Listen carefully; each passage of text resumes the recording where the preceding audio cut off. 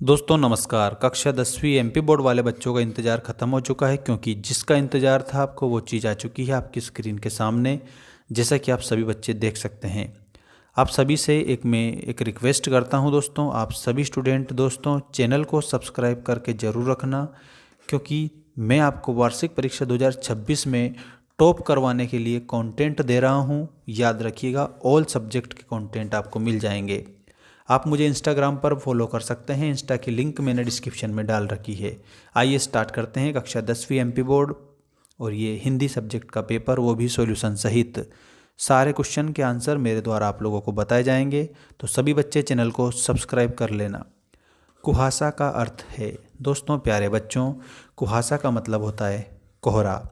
एक और मैं आपको बता देता हूँ, सभी स्टूडेंट याद रखना, पंथा का अर्थ आप लोगों को मार्ग का सहारा याद रखना रहेगा। और अगर पंथ का अर्थ पूछे तो पंथ का मतलब होता है मार्ग, ठीक है।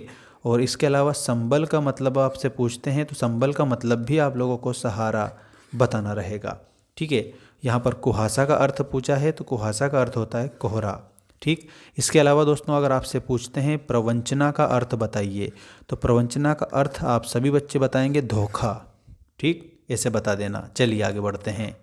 प्रगतिवादी कवि हैं तो मुक्तिबोध दोस्तों यहाँ पर दिए गए हैं प्रगतिवादी कवि के रूप में।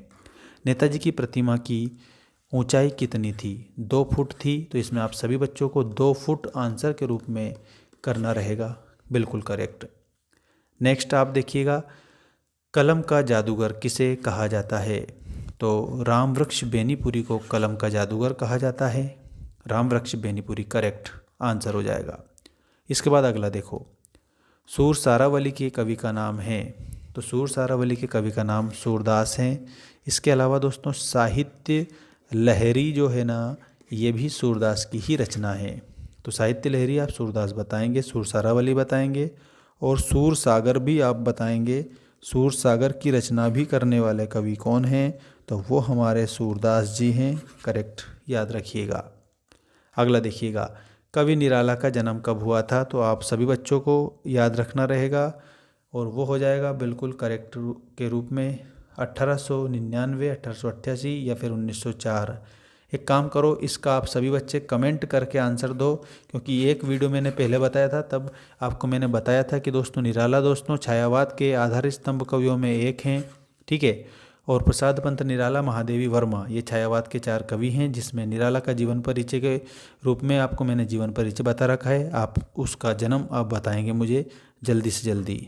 अब रिक्त स्थान देख लीजिएगा सभी स्टूडेंट। पहला ये रहा, आधुनिक हिंदी कविता का प्रारंभ कब हुआ? 1900 से माना जाता है, तो यहाँ पर आपको 1900 लिखना रहेगा। अर्थ की दृष्टि से वाक्य के प्रकार होते हैं, 8 प्रकार होते हैं। छंद के भेद होते हैं, वर्णिक छंद, मात्रिक छंद और मुक्तक छंद। तो छंद के 3 भेद होते हैं। वल्लभाचार्य गुरु, तो यहाँ पर वल्लभाचार्य सूरदास के गुरु थे, इसमें आपको सूरदास लिखना होगा। दोहा छंद में प्रथम और तृतीय पंक्तियों में कितनी? पहली और तीसरी में 13 13, दूसरी चौथी में 11 11, 13 11 यहाँ पर आपको लिखना है। रस के अंग होते हैं, रस के 4 अंग होते हैं, विभाव, अनुभव, संचारी भाव और स्थायी भाव।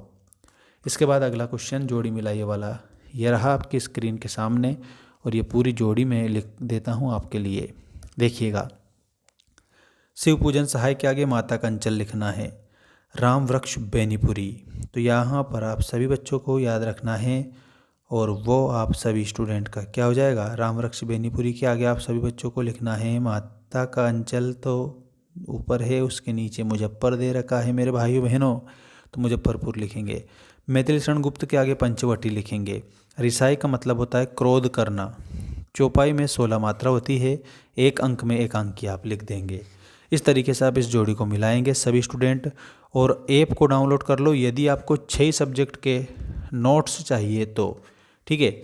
और वो भी बिल्कुल बेस्ट तरीके से, और टॉप कर जाओ, ऐसे नोट्स मैंने वहाँ पर आप लोगों को दिए हैं। यदि आपको एक सब्जेक्ट चाहिए तो 199 में पीडीएफ और videos plus recorded course and model test series and model paper. और यदि आपको 6 के 6 ही चाहिए तो आपको एक काम करना होगा, आप मेंबरशिप परचेस कर लेना क्लास 10th में। और जैसे मेंबरशिप परचेस करेंगे तो 6 सब्जेक्ट ओपन हो जाएंगे आपके लिए, जहाँ पर मैंने नोट्स दे रखे हैं आप सभी बच्चों को। तो मेंबरशिप परचेस करें, जिसमें ज़्यादा फ़ायदा आप लोगों को हो जाएगा। एमपी बोर्ड वाले बच्चों के लिए है, सिर्फ एमपी बोर्ड वाले बच्चों के लिए, ये भी मैं आपको बता देता हूँ। मेंबरशिप 499 रुपये की है। और याद रखिएगा, यदि आपने मेंबरशिप परचेस करी तो 6 सब्जेक्ट के मिलेंगे, papers, model papers and syllabus, and आप लोगों को वहाँ पर टॉप क्वेश्चन आंसर्स जो आपके एग्ज़ाम में पूछे जाते हैं। ठीक है, चलिए एक शब्द एक वाक्य का उत्तर मैं बताता हूँ, याद रखिएगा। अच्छा, सबकी लिंक मैंने डिस्क्रिप्शन में डाल रखी है। अट नहीं रही कविता किस बात को प्रकट करती है? तो दोस्तों ये फागुन की सुंदरता को प्रकट करती है। तो इसमें आपको मैं बता देता हूँ, इसमें लिखना फागुन की सुंदरता को। ठीक है, यह आंसर हो जाएगा। कवि नागार्जुन का मूल नाम क्या था? तो उनका नाम था वैद्यनाथ मिश्र। ठीक है, ये लिख देना। निराला रचनावली में कितने खंड हैं? तो निराला रचनावली में 8 खंड हैं। रामचरितमानस का मुख्य छंद क्या है? तो चौपाई छंद है रामचरितमानस का मुख्य छंद। विनय पत्रिका की रचना किस भाषा में हुई है? तो ब्रिज भाषा में विनय पत्रिका की रचना हुई है, तो ब्रज भाषा लिखना। कामयानी किसकी रचना है? दोस्तों कामयानी के रूप में आप जयशंकर प्रसाद आंसर बताएंगे। कामयानी की रचना जयशंकर प्रसाद ने कर दी है दोस्तों। ठीक है, अगला जो क्वेश्चन है ये रहा सत्य असत्य लिखिए वाला क्वेश्चन, जिसमें पहला प्रश्न ये है, पर्वतीय सुंदरता मन को नहीं भाती है। तो इसमें आपको लिखना है और वो हो जाएगा असत्य। नेक्स्ट देखिएगा, संस्मरण में कल्पना तत्व की प्रधानता होती है। इसमें आप सभी बच्चों को लिखना है और वो हो जाएगा सत्य। नेक्स्ट है, हिंदी का प्रथम उपन्यास परीक्षा गुरु को माना गया है। बिल्कुल सही बात है। नेक्स्ट है, कहानी के 6 तत्व होते हैं। ये बात भी बिल्कुल सत्य है।